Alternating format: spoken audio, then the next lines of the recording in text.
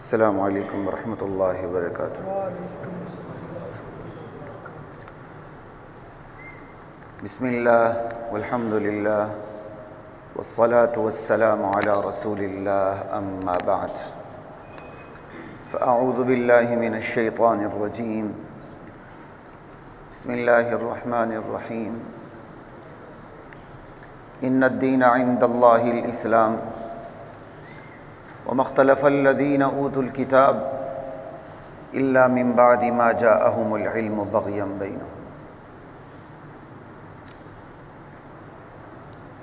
دین اللہ کے نزدیک صرف اور صرف اسلام ہے، بس۔ اور ان اہل کتاب نے اس دین کے بارے میں جو اختلاف کیا ہے وہ جہالت میں نہیں کیا، علم آنے کے بعد کیا۔ انہیں پتہ ہے کہ یہ دین برحق ہے، اس کے باوجود اختلاف کیا۔ کیوں کیا ہے؟ بغض و عداوت کی وجہ سے کیا، بغیم بینہم۔ اللہ نے اختلاف کرنے والوں کا بھی بتا دیا، اور یہ بھی بتا دیا اختلاف انہوں نے علم کے باوجود کیا ہے، اور یہ بھی بتا دیا بغض و عداوت کی وجہ سے کیا۔ اس پر انشاءاللہ میں بعد میں بات کروں گا۔ آج کی اس نشست کا جو مقصد ہے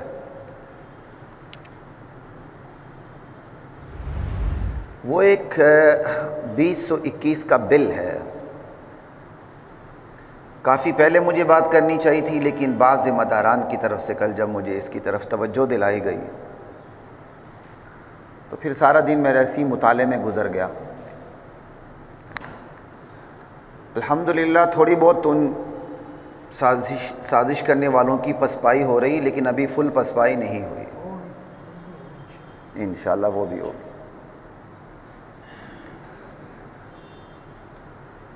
پروہیبیشن آف فورسڈ کنورژن بل 2021، یہ بل ہے۔ مطلب اس کا کیا ہے؟ مذہب کو جبری طور پہ تبدیل کروانے کو روکنے کا عنوان کتنا اچھا ہے کہ کسی کے مذہب کو جبری طور پہ تبدیل نہ کروایا جائے، اس کو روکنے کا بل اسلامی جمہوریہ پاکستان میں نافذ ہو رہا ہے، جہاں سب سے زیادہ اقلیتوں کو حقوق حاصل ہیں۔ عنوان یہ ہے، لیکن معنون کچھ اور ہے، عنوان کے نیچے کچھ اور ہے۔ عنوان بڑا پیارا ہے، مذہب کو جبری طور پر تبدیل کروانے کو روکنے کا بل۔ یہ جو بل ہے، اس بل کے شروع میں لکھا گیا کہ اسے انٹروڈیوس کیوں کیا گیا ہے، کا بین الاقوامی اداروں کی ضرورت اور ان کے تقاضے، یعنی صاف یہ کہ عالمی طاقتوں نے ڈنڈا دیا ہے آپ کو، مجھے سیدھے ہو جاؤ۔ ڈنڈا کیوں دیا وہ آگے جا کے بات کریں گے۔ بیکاری قوم کی کوئی عزت تھوڑی ہوتی ہے۔ یعنی اس بل کے شروع میں لکھا ہوا ہے کہ بین الاقوامی اداروں کی ضرورت اور تقاضوں کی وجہ سے اس بل کو لایا گیا ہے۔ لا الہ الا اللہ۔ یعنی بل کے شروع میں ہی اعتراف کر دیا گیا ہے کہ بین الاقوامی طاقتوں نے مجھے اور آپ کو ڈنڈا دیا ہے، شاباش بندے بن کر اس بل کو پاس کرو۔ حالانکہ ایسا بل تو ان کی اپنی مملکتوں میں نہیں ہے۔ عنوان اس کا بہت اچھا ہے، لیکن اصل جو مقصد ہے وہ کیا ہے؟ جو اسلام قبول کرنے لگا ہے اس کو جبری طور پر اسلام کی قبولیت سے روک دینا، یہ ہے اس بل کا اصل مقصد۔ اور اس کا مظاہرہ بہت پہلے کیلاش میں بھی ہو چکا ہے۔ آپ کو پتہ ہونا چاہیے کیلاش والوں کو مسلمان کرنا قانونی طور پر پابندی ہے۔ یہ جو چترال میں جسے کافرستان کہتے ہیں، کیلاش، قانونی طور پر پابندی ہے کہ ان پر تبلیغ نہ کی جائے۔ وہ ان کو آثار قدیمہ سمجھتے ہیں، حالانکہ میں بھی آپ لوگوں سے کہتا ہوں جائیں ان کو حقوق دیں، دوسری تیسری شادی کر کے بھی لائیں وہاں سے، ان کو مسلمان کریں۔ لیکن وہ ہم لوگوں سے بڑی بدزن ہو چکے ہیں وہ لوگ، کیونکہ یہاں کے لوگوں نے ظلم بڑے ڈھایا، کیونکہ یہاں کی عورت تو چیف مارشل لا ایڈمنسٹریٹر ہے۔ یہاں کا بندہ چھپ کے وہاں کیلاش میں جا کے کوئی شادی کرتا ہے تو پہلی بیوی نے باقاعدہ کیلاشیوں کو یا وہاں کے لوگوں کو قتل بھی کیا ہے، اور لڑکیوں کو۔ یہاں پہلی بیوی کے اولاد نہیں ہے، پہلی بیوی یہاں کے یہ واقعات بھی ہیں، یہ آپ کو پتہ ہونا چاہیے۔ خیر وہ ایک الگ داستان ہے، اس طرف میں نہیں جانا چاہتا۔ تو میں پس منظر آپ کو بتانا چاہتا ہوں کہ اس قانون کا پس منظر کیا ہے۔ پاکستان میں جو لیجسلیشن ہے اس حوالے سے سازشوں کی ہمیشہ دو کوششیں ہوتی رہتی ہیں۔ ایک یہ ہے کہ اسلامائزیشن نہ ہونے دینا لیجسلیشن کے اندر، اور دوسری یہ کہ جو لیجسلیشن ہو چکی ہے اسلامائزیشن کے حوالے سے اس میں رکاوٹیں ڈالنا امپلیمنٹ کے حوالے سے، اور تیسری بات یہ ہے کہ امپلیمنٹ کے حوالے سے رکاوٹیں ڈالتے ہوئے جو قانون موجود ہیں اسلام کے، ان کی اتنی مٹی پلید کر دینا کہ لوگ کہیں کہ اس قانون کو ہی ختم کر دو۔ اس کی مثال توہین رسالت کا قانون ہے 295C۔ اس کو اس طرح ہوا بنا کے پیش کیا جاتا ہے کہ بھائی اس سے تو بڑے ظلم ڈھائے جا رہے ہیں، لہذا 295C ختم کر دیا جائے۔ تو میں تو کہتا ہوں سب سے پہلے قتل کے مقدمے کو ختم کر دو، 302 کو، کیونکہ بڑا ظلم ڈھایا جاتا ہے۔ غیر قاتل کو قاتل بنایا جاتا ہے، قاتل کو غیر قاتل بنایا جاتا ہے، اور اس کی مثالیں دسیوں نہیں، بیسیوں نہیں، سینکڑوں ہیں۔ لہٰذا سرے سے 302 ہی کو ختم کر دو بھائی۔ ہر قانون مس یوز ہوتا ہے، لہٰذا پورے قوانین ہی ختم کر دیں اور اس ملک کو جنگل بنا دیں۔ اگر کسی قانون کا مس یوز ہوتا ہے تو اس کا انکار نہیں ہے، اس کے مس یوز ہونے کو ختم کر دو۔ تو یہاں جو غیروں کی جو سازشیں ہیں جس پہ ہمارے اپنے شریک ہو جاتے ہیں اور اپنے بھی غیر سے بدتر ہوتے ہیں، پہلے یہ ہے کہ اسلامائزیشن ہونے ہی نہ دیں، اور جن قوانین کے حوالے سے اسلامائزیشن ہو چکی ہے ان میں رکاوٹیں ڈالی جائیں امپلیمنٹ کے حوالے سے۔ آپ کو چھوٹی سی ایک اور مثال دیتا ہوں۔ پھانسی، اسلام میں پھانسی بطور تعزیر تو ہے، بطور قصاص نہیں ہے۔ قصاص میں تو قتل ہے، ٹھیک ہے نا جی، عمومی طور پر قصاص پہ قتل ہے۔ آپ کے ہاں پھانسی دی جاتی ہے، یہ ہمارا رواج نہیں ہے، آپ تو اذیت دے کے مارتے ہیں۔ اسلام تو بس ایک ہی وار میں تلوار چلا دیتا ہے، تو ظالم کون ہوا؟ لیکن بات ہے آپ خود یہاں ماشاءاللہ بڑے بڑے قانون دان بیٹھے ہوئے ہیں، مجھے یہ بتائیں کب سے اس ملک میں پھانسی پر عمل نہیں ہو رہا؟ پھانسی کے قیدی تو جیل میں سڑ رہے ہیں، مر رہے ہیں، گل رہے ہیں۔ عملی طور پر اس کی امپلیمنٹ روک دی گئی ہے۔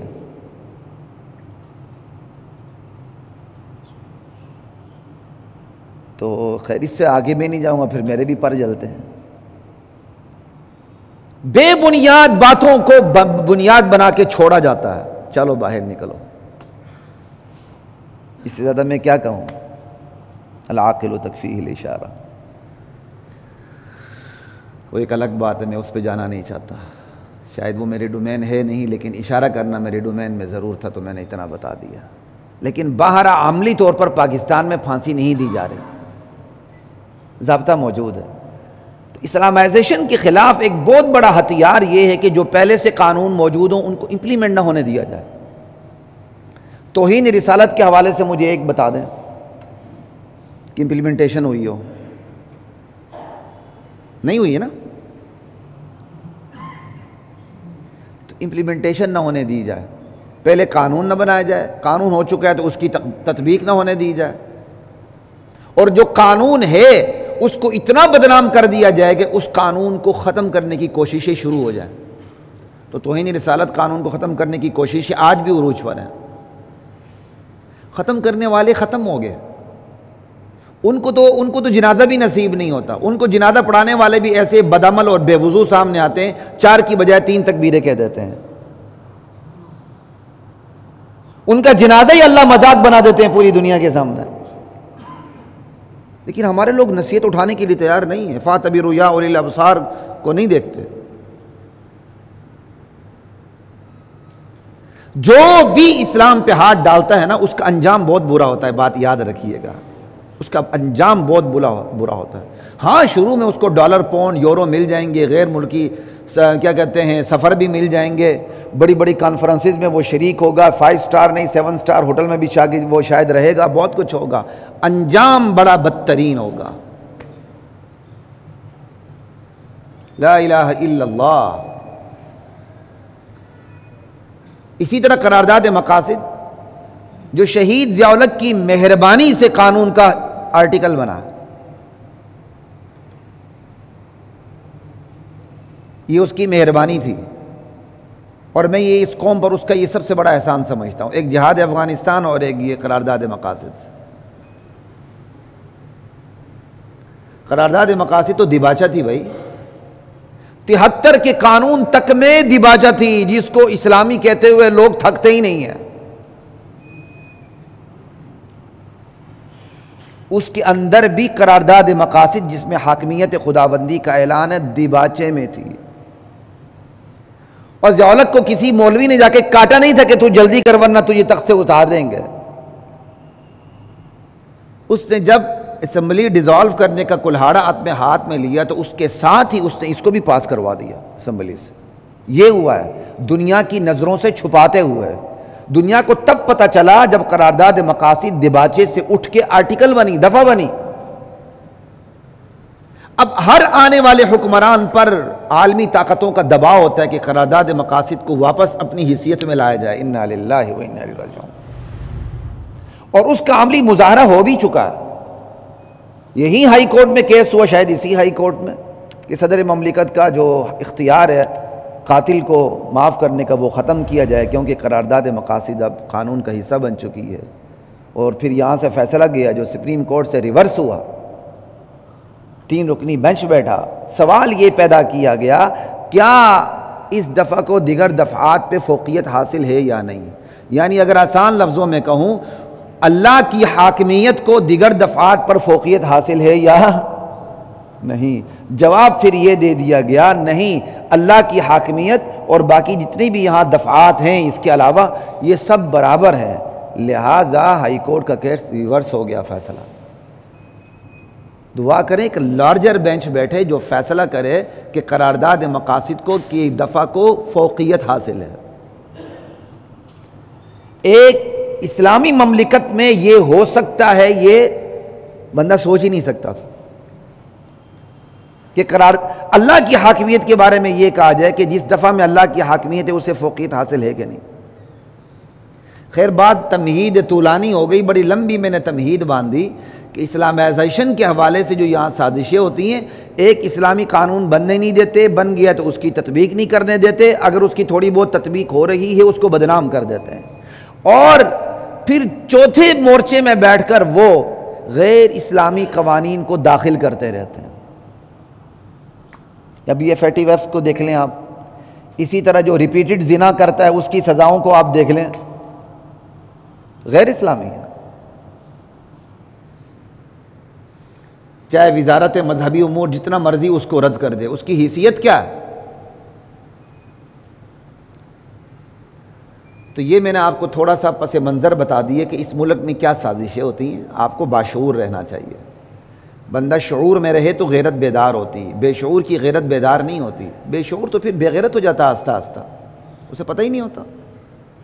اس کی بے غیرتی بھی بڑی لاشعوری ہوتی ہے.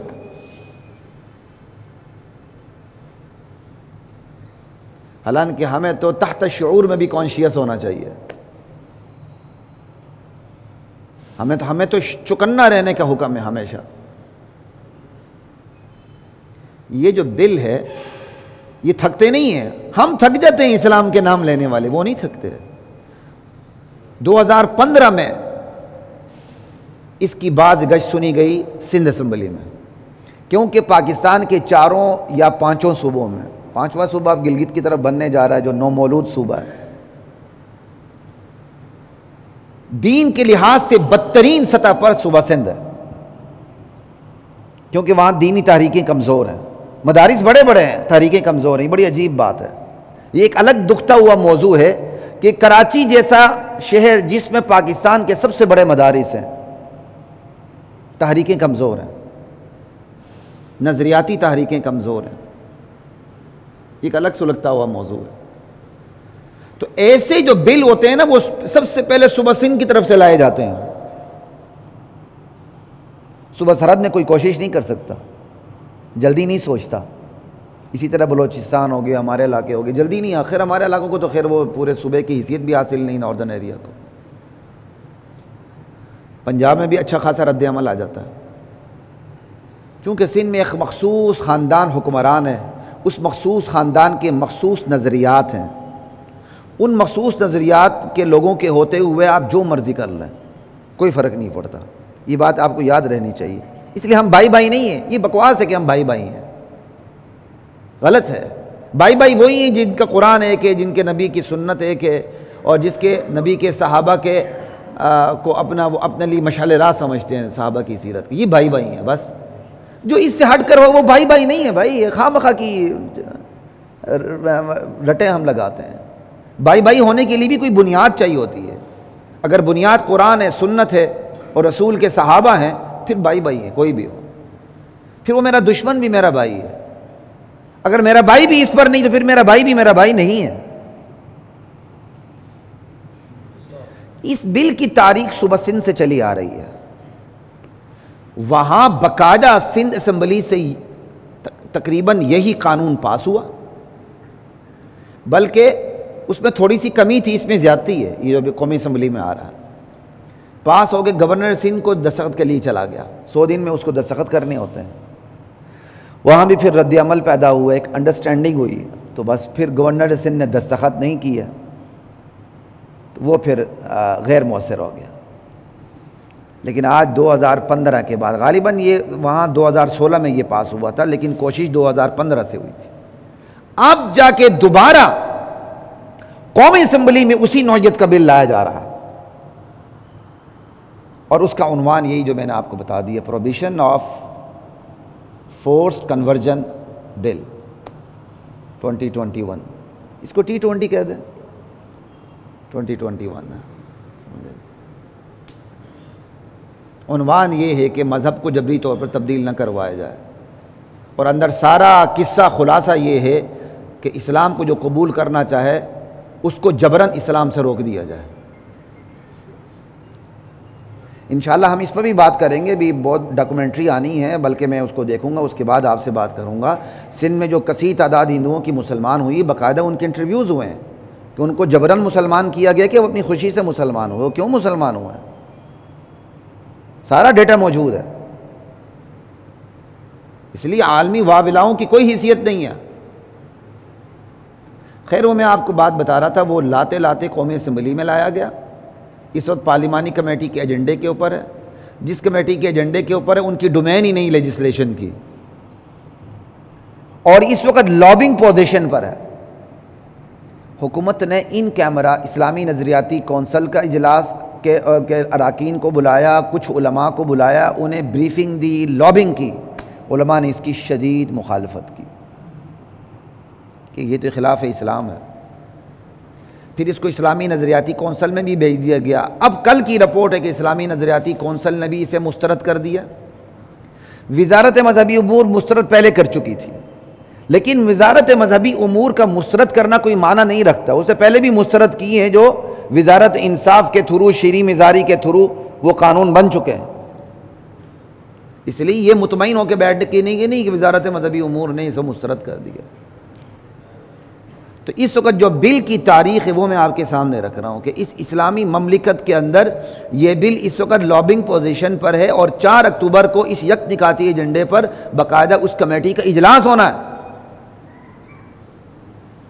لیکن اس ملک کا غیور طبقہ جو اوپر موجود ہے اس کی کوشش ہے کہ یہ اجلاس ہونے ہی نہ دیا جائے، اور کہہ دیا جائے چونکہ اسلامی نظریاتی کونسل بھی اس کو مسترد کر چکی ہے، وزارت مذہبی امور بھی اس کو مسترد کر چکی ہے، اس پر اجلاس ہی کنڈکٹ نہیں ہونا چاہیے سرے سے. آپ اس پر بھی غور و فکر کریں گے کہ وہ مسلمان ہونا چاہے، ہم اس کو 18 سال تک مسلمان نہ ہونے دیں. اب میں بل کے مندرجات بتاؤں گا تو آپ حیران ہوں گے. کہ ہمارا ہم سفر کس رخ پہ کر رہے ہیں. اور یہ سب کچھ بتانے کا مقصد پی ٹی آئی حکومت کی کوئی مخالفت نہیں ہے، بلکہ ہر گندی حکومت میں کوئی نہ کوئی اچھا بھی ہوتا ہے، ہر اچھی حکومت میں کوئی نہ کوئی گندے بھی ہوتے ہیں. سارے وہاں گندے نہیں ہیں، لیکن گندے ٹماٹروں کی کمی بھی نہیں ہے، سیدھی سادھی بات. بل کے مندرجات میں سے پہلی بات خلاصے کے طور پر، آپ جا کے خود اس کا انگلش ٹیکسٹ دیکھ سکتے ہیں، رات گئے تک میں اس کا مطالعہ کرتا رہا ہوں. پہلی بات یہ ہے 18 سال تک کوئی غیر مسلم اسلام قبول نہیں کر سکتا، اپنا مذہب تبدیل نہیں کر سکتا 18 سال کی عمر تک، کیونکہ پاکستانی قانون کے مطابق 18 سال کا بچہ کیا ہوتا ہے؟ نابالغ. انا للہ و انا الیہ راجعون. 18 سال تک وہ 4 بچے پیدا کر سکتا ہے، لیکن وہ نابالغ ہے. 18 سال تک وہ 4 بچے پیدا کر سکتا ہے، لیکن وہ نابالغ ہے. 18 سال میں قتل بھی کر دے، لیکن وہ نابالغ ہے. 18 سال کے اندر اگر وہ صاحب زکوٰۃ ہے، اس پر زکوٰۃ فرض ہے، لیکن وہ نابالغ ہے. 18 سال میں اس پر نماز فرض ہے، لیکن وہ کیسی منافقت ہے، کیسی دجالیت ہے. انا للہ و انا الیہ راجعون. 18 سال کی عمر تک کوئی غیر مسلم اسلام قبول نہیں کر سکتا، یہ لکھا گیا ہے. سمجھ آئی؟ کیونکہ اس بل کے حوالے سے جب تک میں نے ٹیکسٹ نہیں دیکھا تھا، کچھ اور چیزیں بھی تھیں ارتداد کے حوالے سے، تو پھر میں رک گیا. اس پہ میں نے کچھ کمنٹس میں نے اپنی کاپی میں لکھے تھے، لیکن جب میں نے نان مسلم کا لفظ دیکھا تو پھر میں اس پہ میں نے کمنٹ نہیں دیا. ایک بات، اگر 18 سال سے پہلے کوئی غیر مسلم اسلام قبول کر لے تو پھر کا اس کے اس دعوے کی کوئی حیثیت نہیں ہوگی، اسے غیر مسلم ہی سمجھا جائے گا. اسے غیر مسلم ہی سمجھا جائے گا، اس کے اس دعوے کی کوئی حیثیت نہیں ہوگی. وہ جو کہتا ہے میں نے اسلام قبول کر لیا، اس کو ایکسیپٹ نہیں کیا جائے گا، اس کی قبولیت کو تسلیم نہیں کیا جائے گا. سملی کی طرف بھی پیش کرنے والے اس تحریک روح رواں دراصل ہندو ہیں. 18 سال کی عمر تک کوئی بھی قبول نہیں کر سکتا. 18 سال کے بعد اب ایک اور کہانی شروع ہو رہی ہے. ہاں 18 سال عمر ہو جائے، اب ایک شخص اپنا مذہب تبدیل کرنا چاہتا ہے، اسلام میں آنا چاہتا ہے، تو پہلے وہ سیشن جج کو درخواست دے. ماشاءاللہ، سیشن جج کو درخواست دے اسلام قبول کرنے کے لیے. تو سیشن جج بھی تو ذات کا وکیل ہی ہوتا ہے نا، تو وکیل سارے فرشتے تو نہیں ہوتے. ہر طرح کے لوگ ہیں، میری طرح کمزور بھی ہیں، آپ کی طرح اچھے بھی ہیں، وہ ایک الگ بحث ہے. لیکن وہ درخواست دے گا سیشن جج کو متعلقہ جہاں وہ رہتا ہے یا بزنس کرتا ہے، جو بھی لکھا ہوا ہے اس کا جو رہائشی ایریا ہے یا وہ کوئی کاروبار وغیرہ کرتا ہے، متعلقہ سیشن جج کو درخواست دے گا کہ میں نے اسلام قبول کرنا ہے. یعنی قانون بنانے والے کو پہلے سے پتہ ہے کہ اس نے اتنا عرصہ زندہ رہنا ہے. 7 دن کے اندر اس کا انٹرویو لے گا سیشن جج کہ اس پر کوئی دباؤ شباؤ تو نہیں ہے. مطمئن ہونے کے بعد 90 دن تک سیشن جج اس کو اپنی نگرانی میں رکھے گا. دیکھیں جی اسلامی جمہوری پاکستان کے اندر ہو کیا رہا، 90 دن تک وہ اپنی نگرانی میں رکھے گا. اس کو باقاعدہ تقابل ادیان مذاہب کے مطالعے کی کتابیں دی جائیں گی، جس مذہب کو وہ قبول کرنا چاہتا ہے اس کی بھی کتابیں دی جائیں گی. 90 دن کے بعد پھر پوچھا جائے گا کہ اب مسلمان ہونا چاہتے ہو کہ نہیں. 90 دن بعد، مطلب گارنٹی ہے کہ وہ ابھی تک زندہ رہے گا. یہاں بھی ایک عجیب بیوقوفی ہوتی، کوئی مسلمان ہو جائے نا، کہتے ہیں جی مولوی صاحب کو بلاؤ، ابھی ٹھہرو، اچھا جی ابھی غسل کرو. اللہ کے بندو، مولوی کے آنے تک اگر وہ مر گیا، غسل تک وہ مر گیا، جو مسلمان ہونا چاہتا ہے فوراً اسے پڑھاؤ اشہد ان لا الہ الا اللہ واشہد ان محمدن عبدہ ورسولہ. باقی باتیں ساری بات کی ہیں. کہتے ہیں مولوی صاحب کو بلاؤ، عجیب بات ہے. غسل کراؤ، بڑی عجیب بات ہے. اس وقت تک اگر اسرائیل علیہ السلام میں کوئی نمائندہ آ گیا پھر لا الہ الا اللہ. ابھی آگے میں انشاءاللہ آپ کو حدیثیں بھی بیان کروں گا. آخری وقت میں جا کے اللہ کے نبی نے ایک یہودی بچے کو تبلیغ کی تو وہ مسلمان ہو گیا موت کے وقت. لا الہ الا اللہ. تو یہ 90 دن تک سیشن جج صاحب، پتہ نہیں وہ نمازی بھی ہوں گے کہ نہیں، وہ ایک الگ قصہ کہانی ہے. 90 دن تک وہ رہے گا زیر نگرانی. اس کے بعد اس سے پوچھا جائے گا اگلی بات. اب اگر وہ انکار کر دیتا ہے کہ میں مسلمان نہیں ہوتا، سرکار حرکت میں آ جائے گی. جن لوگوں نے اس کو مسلمان بنانے کی کوشش کی تھی ان کو پکڑا جائے گا. 5 سے 10 سال قید کی سزا دی جائے گی. 1 سے 2 لاکھ روپے جرمانہ کیا جائے گا. اور بات یہاں ختم نہیں ہوتی، کیونکہ اب تو سہولت کار کا بھی کانسیپٹ آ گیا ہے.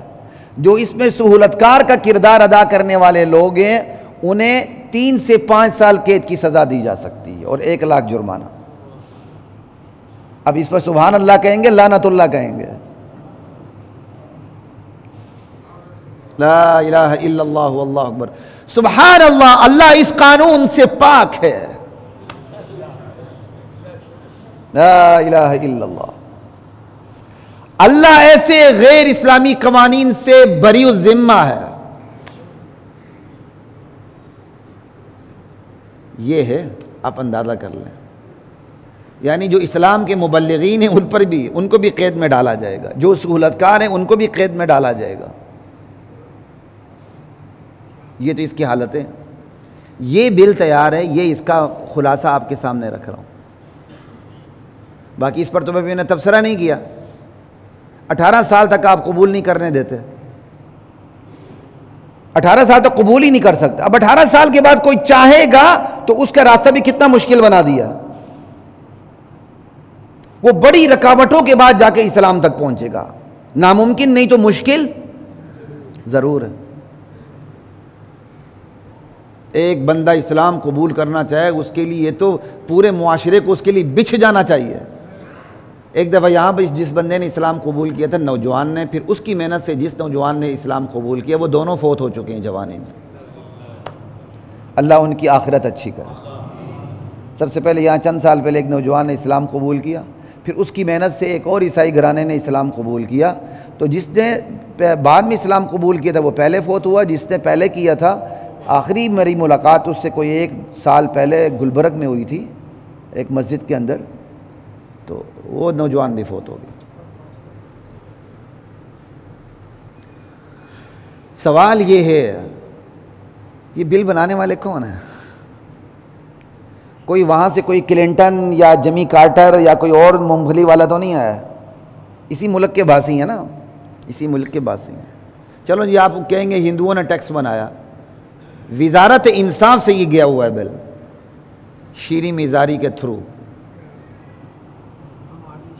یہ بل بنانے والے کون ہیں؟ کیا انہیں پوچھنے والا کوئی بھی نہیں کہ اس دھرتی پہ وہ جو مرضی جس طرح مرضی دندر آئے؟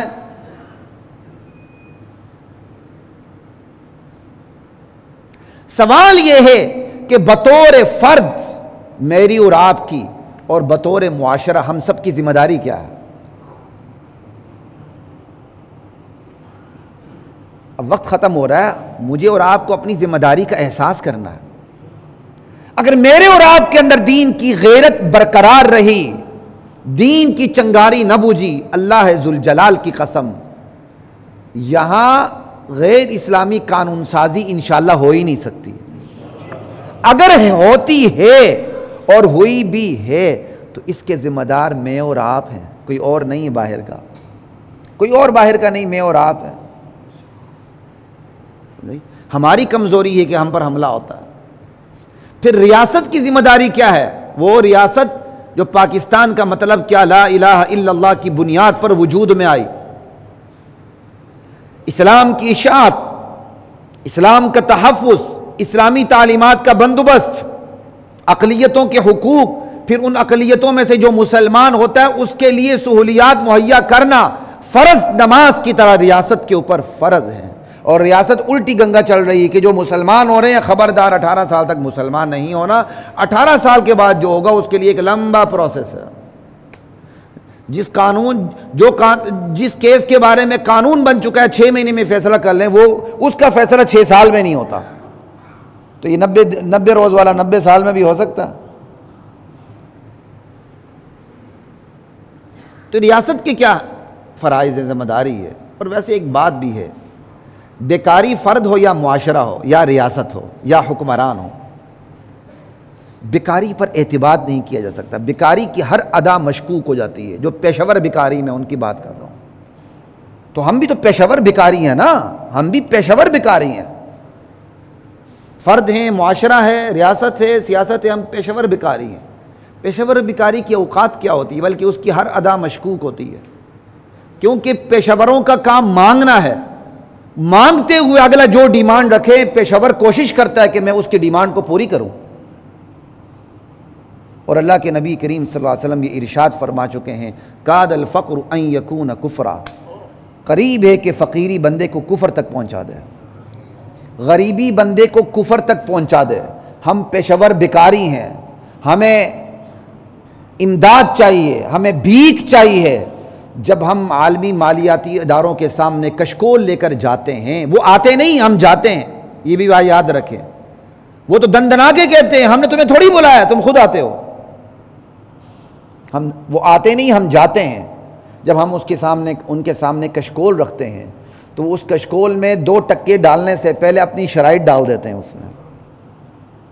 چاہے وہ کسی کی حکومت ہو، چاہے اس حکومت کی ہو، ماضی کی ہو، ماضی سے ماضی کی کسی بھی حکومت ہو، یہی کام ہوتا ہے. اس کشکول میں وہ 2 ٹکے ڈالنے سے پہلے اپنی 10 شرائط ڈال دیتے ہیں. اور یہ ایسی ہی شرائط ہوتی ہیں، یہ ایسی ہی شرائط ہوتی ہیں. اس لیے بیکاری قوم ہو کہ قیادت و حکمران ہو، ان کی ہر ادا مشکوک ہوتی ہے. اگر ایک حکمران کہتا ہے میں کیا کروں، مجھے ورثے میں یہی ریاست ملی ہے، تو بھائی آپ کے اب بعد آنے والا حکمران بھی یہی کہے گا میں کیا کروں. تو اس کا بہترین علاج یہی ہے، ریزائن دے کے عوام کے اندر آ جائیں. ضرور آپ نے کرسی پہ بیٹھ کر اپنے آپ کو گناہگار کرنا ہے. قوم کو حقائق بتائیں کہ اس ریاست کا تیا پانچا ہو چکا ہے، بتائیں آ کے. پھر قوم دوبارہ سر پہ کھڑا کر کے آپ کو ایسی جگہ لے جائے گی جہاں با اختیار ہوں گے انشاءاللہ. لیکن اگر آپ کو پتہ ہے کہ مشکل سے ایک دفعہ کرسی ملی ہے، اس کی بات پتہ نہیں ملنی بھی ہے کہ نہیں، لہذا پہلے حکمرانوں نے جتنے قرضے لیے تھے اس سے 100 گنا ہم زیادہ لے لیں تاکہ ہم اس سے 100 گنا زیادہ ترقی کریں، تو 1000 گنا زیادہ شرائط کا آپ کو سامنا کرنا پڑے گا. پھر بھی انشاءاللہ آپ گرے لسٹ سے نہیں نکلیں گے. یہ گرے مرے کیا لسٹ ہوئی؟ آپ اپنے آپ کو اسلام کے مطابق بنائیں، پھر سارے گرے لسٹیں اڑ جائیں گے. ان تمام چیزوں سے مستغنی ہونا پڑتا ہے. آپ کس کس کو راضی کریں گے؟ اللہ کو راضی کرنے کے لیے بس جت جائیں. خدا کی قسم ہر رکاوٹ کافور ہوتی چلی جائے گی، ہٹتی چلی جائے گی. اللہ کی طرف سے غیبی مدد آنی شروع ہو جائے گی. ہماری تو پہلی صفت یہ ہے الذین یؤمنون بالغیب. ہم تو غیب پر ایمان رکھنے والی قوم ہے بھائی. لا الہ الا اللہ. لیکن ہم چاہتے ہیں نہیں میں ایک کام کروں پر سے مجھے من و سلوہ اترتا ہوا نظر آئے، آزمائش کا سامنا نہ کرنا پڑے. اور اللہ کہتے ہیں حسب الناس ان یترکوا ان یقولوا آمنا وهم لا یفتنون وهم لا یفتنون. لوگوں نے یہ گمان کر رکھا ہے آمنا کہہ دیں اور انہیں آزمایا نہیں جائے گا. وَلَقَدْ فَتَنَّا الَّذِينَ مِن قَبْلِهِمْ. اللہ نے ان لوگوں سے پہلے بھی قوموں کو آزمایا ہے. فَلَيَعْلَمَنَّ اللَّهُ الَّذِينَ صَدَقُوا وَلَيَعْلَمَنَّ الْكَاذِبِينَ.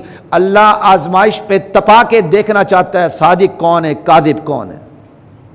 ہم کہتے ہیں نہ ہمیں سوئی کی چبن بھی نہ ہو، سب کچھ مل جائے. اس طرح تو ابو جہل کے لیے بھی شاید اسلام قبول کرنا مشکل نہ ہوتا کہ اپنی انا چھوڑنی نہیں، اپنا تکبر اپنا غرور چھوڑنا نہیں، اپنی اداؤں کو چھوڑنا نہیں. وہ کہا میں اسلام کا نعرہ بھی لگا دوں. اسے بھی پتا تھا میں اسلام کی طرف آؤں گا تو اپنے تمام نظریات کو اعمال کو چھوڑنا پڑے گا، اپنے شیطانی نظریات کو چھوڑنا نہیں، شیطانی اعمال کو چھوڑنا نہیں. لا الہ الا اللہ پھر بھی کہنا. یہ تو ابو جہل کے لیے بھی آسان تھا.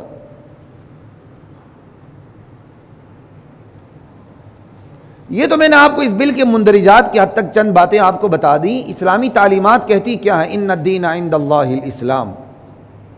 دو ٹوک بات ہے، اللہ کے ہاں دین صرف اور صرف اور صرف اسلام ہے، اس کے علاوہ ساری شیطانیت ہے. پہلے سن لیں آپ، کچھ بھی نہیں ہے. جس کے پاس کوئی اچھی بات ہے وہ آسمانی دینوں کا عطیہ ہے، اس کے علاوہ جو کچھ ہے وہ دجالیت اور شیطانیت ہے. کچھ بھی نہیں، جھوٹ ہے. اگر وہ جھوٹ نہیں تو پھر اسلام سچ نہیں ہے. اسلام سچ اور جھوٹ کے درمیان تو حد فاصل ہے. انبیاء کے نزول اور انبیاء پر اترنے والی کتابوں کا مقصد یہ جھوٹ اور سچ کو الگ کر دیا جائے. ایک کا احترام دوسرے کی بے احترامی ہے. ایک کو سچ جاننا دوسروں کو جھوٹ جاننا ہے. ایک پر ایمان لانا دوسرے کا انکار کرنا ہے. اسلام پر ایمان لانے کا مطلب دنیا کے تمام ادیان کا انکار کرنا ہے. اسلام کو سچ جاننے کا مطلب جتنے بھی مذاہب ہیں ان سب کو جھوٹ جاننا ہے. آخری سچائی آ چکی ہے. اسلام کائنات کی آخری صداقت ہے بس. اور قیامت تک اس آخری صداقت میں کوئی تبدیلی نہیں ہونی. اپنے ایمان کو بنانے کی کوشش کریں. وَمَن يَبْتَغِ غَيْرَ الْإِسْلَامِ دِينًا فَلَن يُقْبَلَ مِنْهُ. اسلام کے علاوہ کوئی بھی کسی اور دین کو لے گا اس کا اسلام اس کا دین اس سے قبول نہیں کیا جائے گا. یہ قرآن کی آیات پڑھ رہا ہوں, کوئی حدیث نہیں پڑھ رہا کہ آپ کہیں حسن ہے, ضعیف ہے, یہ ہے وہ ہے. قرآن کی آیت ہے. صبغت اللہ, لوگوں کہہ دو ہم نے اللہ کا رنگ قبول کر لیا ہے. کپڑے پر رنگ ہو تو نظر آتا ہے. اسلام کا رنگ چڑھ جائے تو اسلام نظر آنا چاہیے. یہ کیا ہوا میں مسلمان ہوں اور مجھ پر اسلام نظر نہ آئے؟ یہ تو پھر منافقت ہوئی. لا الہ الا اللہ. صحیح بخاری میں باقاعدہ امام بخاری نے باب باندھا ہے, چیپٹر کا عنوان ہے باب اذا اسلم الصبی فمات هل یصلی علیہ. چیپٹر کا عنوان یہ ہے, ایک بچہ مسلمان ہو جاتا ہے پھر وہ فوت ہو جاتا ہے اس بچپنے میں, کیا اس پر نماز جنازہ پڑھی جائے گی؟ یہ چیپٹر کا عنوان ہے. پھر حدیثیں قائم کی امام بخاری نے اس پر, کیا اس پر نماز جنازہ پڑھی جائے گی جو بچہ مسلمان ہوتا ہے؟ وَهَلْ يُعْرَضُ عَلَى الصَّبِيِّ الْإِسْلَامِ. اور کیا بچے پر اسلام کی دعوت پیش کی جا سکتی ہے کہ تو مسلمان ہو جا؟ اس کے نیچے نبی علیہ السلام کی اداؤں کا ذکر ہے اس چیپٹر کے نیچے. اور پہلی حدیث آپ کو اختصار کے ساتھ سنانے لگا ہوں, وقت بہت کم ہے. ابن سیاد نامی ایک یہودی بچہ تھا, اس پر باقاعدہ شیاطین کا اثر بھی ہوتا تھا. وہ بچوں کے ساتھ کھیل رہا تھا. نبی علیہ السلام نے جا کے اس کو ایسے تھپکی دی اور باقاعدہ اس کو اسلام کی تبلیغ کی. ابن سیاد کو, جو نابالغ تھا, اللہ کے نبی نابالغ کو اسلام قبول کرنے کی دعوت دے رہے ہیں. صحیح بخاری کی حدیث آپ کے سامنے رکھ رہا ہوں. اسی طرح صحیح بخاری میں اسی چیپٹر کے نیچے ایک دوسری حدیث ہے کہ ایک یہودی بچہ تھا جو نبی علیہ السلام کی خدمت بھی کیا کرتا تھا. اس سے پتہ چلا غیر مسلم سے خدمت لی جا سکتی ہے اگر وہ اسلام کے لیے رکاوٹ نہ ہو. لا الہ الا اللہ. تو وہ بیمار ہو گیا. آپ اس کی عیادت کے لیے تشریف لے گئے. آپ جب اس کی عیادت کے لیے تشریف لے گئے, آپ اس کے سرہانے بیٹھے اور کہہ دیا بچے اسلام قبول کر لیں. اس کا باپ بھی قریب بیٹھا ہوا تھا, یہودی باپ. اس نے نظریں اٹھا کے اپنے باپ کی طرف دیکھا. بچے کی آخری حالتیں تھیں, یہ بھی آپ کو پتہ ہونا چاہیے. اس بچے نے نظریں اٹھا کے اپنے باپ کی طرف دیکھا تو اس نے, یہودی باپ نے کہا اطیع ابا القاسم, ابو القاسم کی بات مان لو, سچ کہہ رہے ہیں. اور وہ بچہ اسلام قبول کر لیا. اس بچے نے, اللہ کے نبی نے حمد و ثنا کی باہر نکلتے ہوئے کہ اس اللہ کا شکر جس نے اس بچے کو آگ سے بچا لیا. کہ اگر وہ بچہ بڑا ہوتا, اسی دین پر رہتا تو آگ میں چلا جاتا نا. لا الہ الا اللہ. انہی تمام احادیث کو, سورسز کو دیکھتے ہوئے فقہا قاعدہ نکالتے ہیں بچہ خیر الابوین کے تابع ہوگا. کیا مطلب؟ ماں باپ میں سے ایک مسلمان ہے تو بچے کو مسلمان سمجھا جائے گا. باپ مسلمان ہے تو بچہ مسلمان, ماں مسلمان ہے تو بچے کو مسلمان سمجھا جائے گا.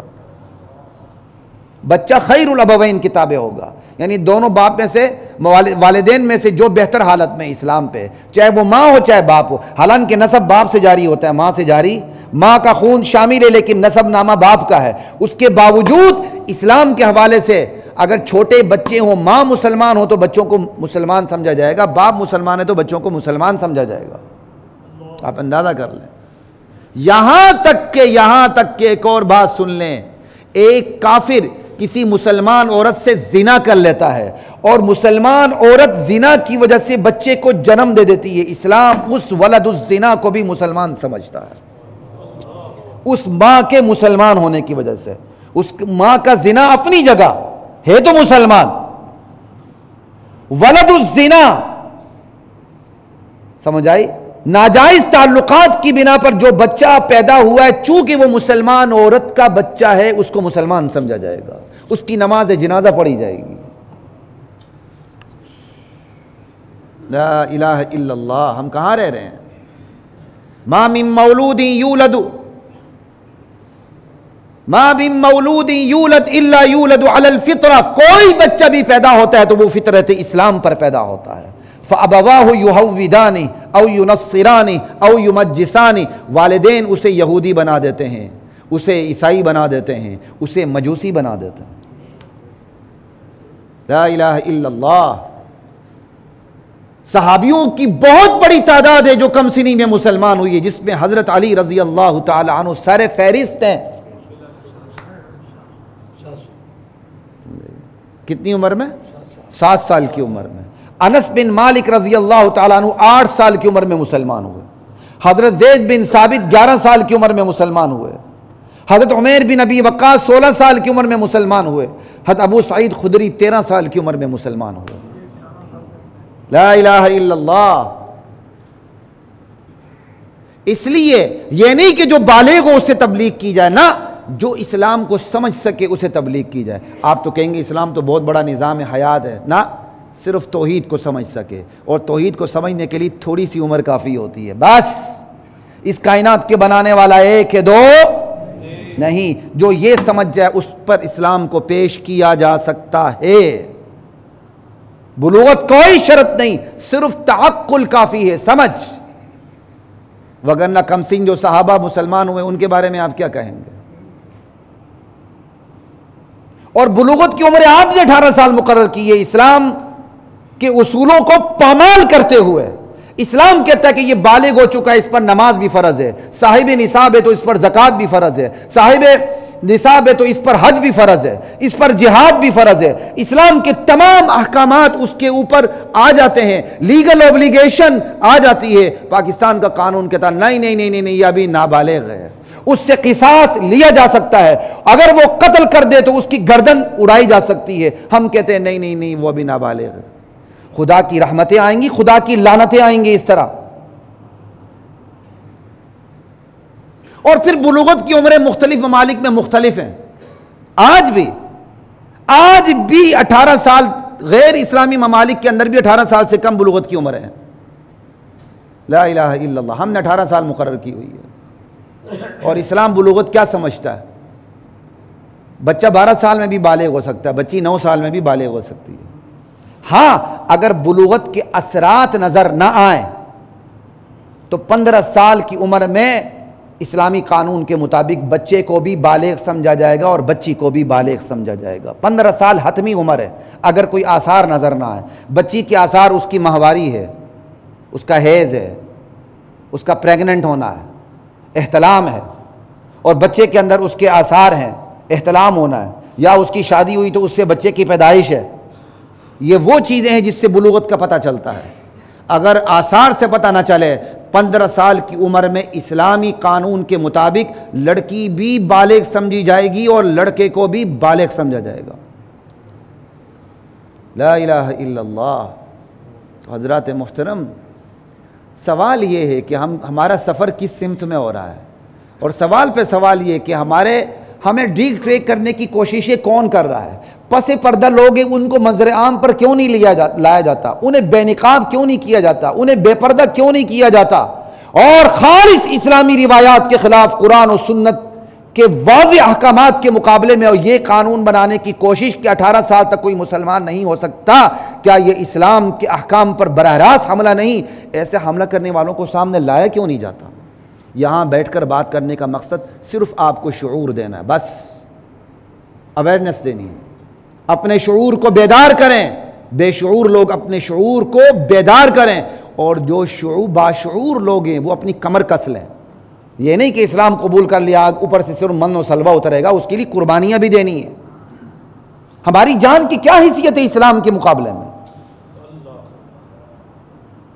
ہماری جان، ہمارا مال، ہماری اولاد، ہمارے والدین، ہمارے اوپر نیچے سب اللہ کے دین کے اوپر قربان۔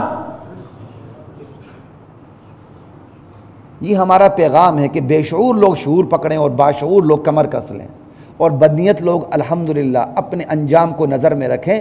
یہ جو مملکت بنی ہے اس کی بنیادوں میں لا الہ الا اللہ ہے، محمد الرسول اللہ کا نعرہ ہے۔ اس ملک کو نہ بنانا سمجھا جائے، نہ مصر سمجھا جائے، نہ یہ کوئی شام اور عراق ہے، یہ پاکستان ہے۔ الحمدللہ اس گئے گزرے دور میں بھی یہاں کے لوگوں کا شعور ابھی زندہ ہے۔ ابھی آپ گوگل کریں اسی پہ پروویژن آف فورسڈ کنورژن بل 2021 کے اوپر آپ گوگل میں جائیں، ہمارے لوگوں کو پتہ ہی نہیں ہے۔ امریکہ، یورپ، بڑے بڑے جتنے بھی نیوز ہیں اور ان کے ادارے ہیں، باقاعدہ وہ تبصرے کر رہے ہیں کہ پاکستانی سرکل اس قانون کو قبول کرنے کے لیے تیار ہی نہیں ہے۔ وہ ہمارا پہلے ہی سروے کر چکے ہیں اور ہمارے لوگوں کو پتہ ہی نہیں ہے وہ ہمارے بارے میں کتنے حساس ہیں۔ آخر یہ سارے دباؤ ہمارے اوپر کیوں ہیں؟ اس کی کچھ اچھی وجوہات بھی ہیں، بہت سی بری وجوہات بھی ہیں۔ اچھی وجوہات یہی ہیں، وہ سمجھتے ہیں یہ قوم آگے نکلے گی، اب اس کو پکڑو، یہ اسلام کی طرف نہ جائے۔ اللہ کے نبی کی حدیثیں تو ہیں نا خراسان کے بارے میں اور ہند کے بارے میں۔ اور بری وجوہات بہت زیادہ ہیں۔ ایک بیکاری قوم کی کیا اوقات ہوتی ہے، اسے 2 ٹکے دے کے جو مرضی منوا لو۔ تو بری وجوہات تو ایک نہیں بہت سے ہیں۔ ہمارے اندر میر جعفر میر صادق جنم لے لیتے ہیں، ہم وطن کے بھی دشمن ہوتے ہیں، ہم دین کے بھی دشمن ہوتے ہیں۔ اور یاد رکھیں جو دین دشمن ہوتا ہے وہ وطن دشمن ضرور ہوتا ہے۔ اللہ کے دین سے دشمنی رکھنے والے سے وطن کی محبت کا کوئی بھی آپ حسن ظن نہ رکھیں۔ جو اللہ کے دین کا دشمن ہوا تو اللہ کے حکم سے بنائے گئے مملکت کا وہ دشمن ضروری ہوگا، یہ ہو ہی نہیں سکتا۔ ہاں وہ نعرے الاپے کا ضرور کہ ہم بہت محب وطن ہیں، محب وطن ہیں۔ جو محب اسلام نہیں مسلمان تو وہ مسلمان محب وطن کیسے ہو سکتا؟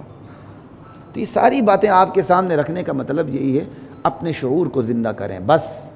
اور ایسی سازشیں کرنے سے ہماری مملکت کے اندر بحران پیدا ہوتا ہے، ہم آپس میں لڑ پڑتے ہیں۔ نبی علیہ السلام کی آخری حدیث سنا کے بات کو ختم کرتا ہوں۔ اللہ کے نبی فرماتے ہیں میں نے اپنے رب سے 3 دعائیں مانگی، اللہ نے 2 دعائیں قبول کی، ایک دعا میری قبول نہیں کی۔ سألت ربی ثلاثا فأعطانی 2 ومنعنی 1۔ سألتہ اللہ یہلک امتی بالغرق، میں نے اپنے رب سے دعا کی اللہ میری ساری امت کو غرق نہ کر دینا، کہ پوری امت یک بار کی غرق ہو جائے، جیسے نوح علیہ السلام کی امت جو کافر تھی یک بار کی غرق ہو گئی تھی۔ اللہ تعالیٰ نے فأعطانی میرا یہ سوال پورا کر دیا۔ وَسَأَلْتُهُ اللہ یہلک امتی بالسنہ، میں نے دوسری دعا یہ کی یا اللہ ایسا نہ ہو کہ میری ساری امت قحط سالی سے ہلاک ہو جائے، اللہ نے میری یہ دعا بھی قبول کر لی۔